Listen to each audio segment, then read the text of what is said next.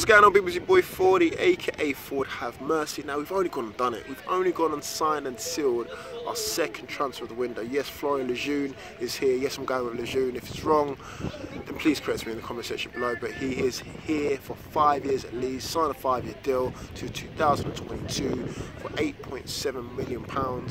And you're thinking to yourself, who the hell is he? Same way I am, because I have no clue. After Atletico Madrid, upwards, I have no idea who's performing in the Spanish La Liga. So again, if you know anything about him, let me know in the comment section below. But yes, he was playing his trade in the Spanish La Liga for Eibar, signed from there. Rafa Benitez knows who he is because he's been watching him ever since his days at Villarreal, which is in 2011 to 2014. And he's impressed. You know, he come out and said that he's good with his left foot, good with his right foot, good in the air, very tall. I mean, what more do you want in a centre half? So again, that could spell bad news for Grant Hanley, as we suspected. Apparently Sheffield Wednesday are kind of sniffing around him and are willing to match the £5.5 million artsing fee for his services. So in all, that could be about £3 million in terms of what we spent on a defender who's actually like a level above what he can do.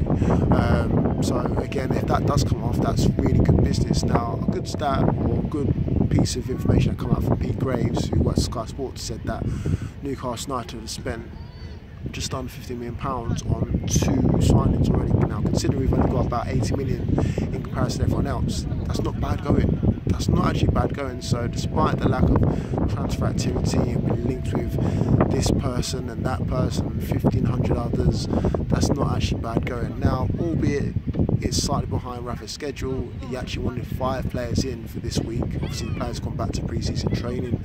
He's only got in 2 new ones, and one that he already knew about anyway, but 2 new signings nonetheless. So what it does mean, it does provide competition for places.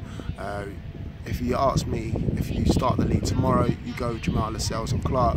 That was the most solid partnership, you know, throughout the championship season.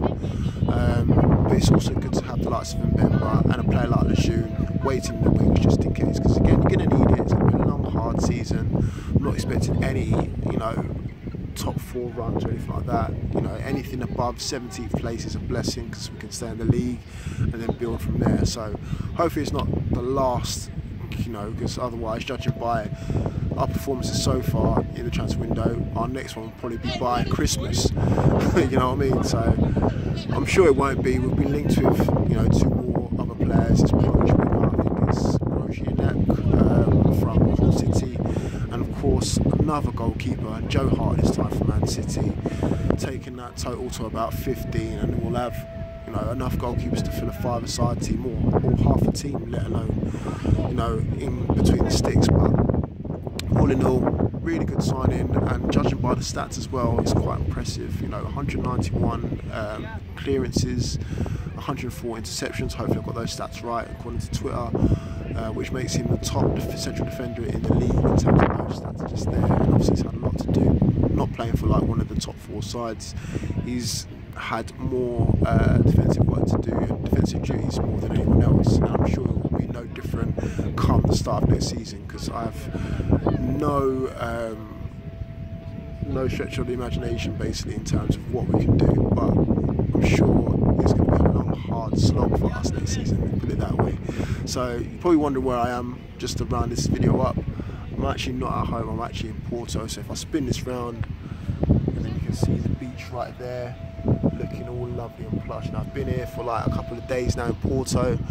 Gonna head back to Lisbon tonight, and by this time tomorrow I'll be flying back to England, ready for the start of the new season. So I thought I'd get a nice cheap holiday in before we head into football mode, full throttle. And you know what, it's not been a letdown whatsoever. So if you're planning to come into Portugal, make sure you check out these 2 places, because they will definitely not let you down. But anyway, getting back to Florian Lejeune, hopefully I still pronounce that correctly. Welcome to the club, 26 years of age. Hopefully it doesn't go down the same way the last Florian did at the club, i.e. Tovan. And even some, that's another thing as well, before I round this up as well, even Newcastle United fans, some of them on Twitter, are talking about same old-ish, talking about we signed French players under Rafa. Hold on, mate. It doesn't matter where you come from, as long as you can do what you need to do, that's the main thing. So no matter if you're French, German, Italian, Geordie, as long as you can do what needs to be done within the Premier League, I don't care where you're from. So all of those people that are saying those sort of things, pipe down. Because if he's scoring the winning goal against Manchester United, or you know, a last gasp tackle, you'll be screaming his name till your lungs burst. I guarantee you that. Anyway, that's enough for me. I'll see you guys all soon. Keep it tuned as always, man. Got another one in the bag. Come on, at least 5 more, Rafa. Come on. Peace.